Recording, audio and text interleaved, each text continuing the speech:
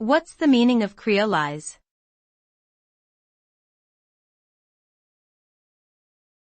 Creolize.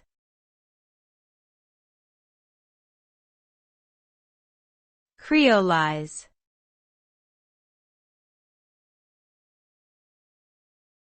Creolize.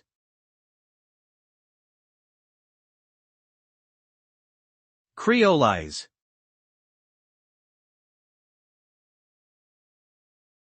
The term creolize refers to the process of creating a new culture or language by blending elements from different cultural backgrounds.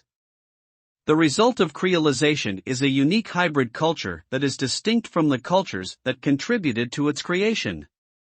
This can occur through intermarriage, trade, colonization, or migration. Creole cultures often incorporate elements from African, European, and indigenous cultures, resulting in a rich and diverse cultural expression. In linguistic terms, creolization can result in a new language with simplified grammar and vocabulary that arises from the blending of multiple languages.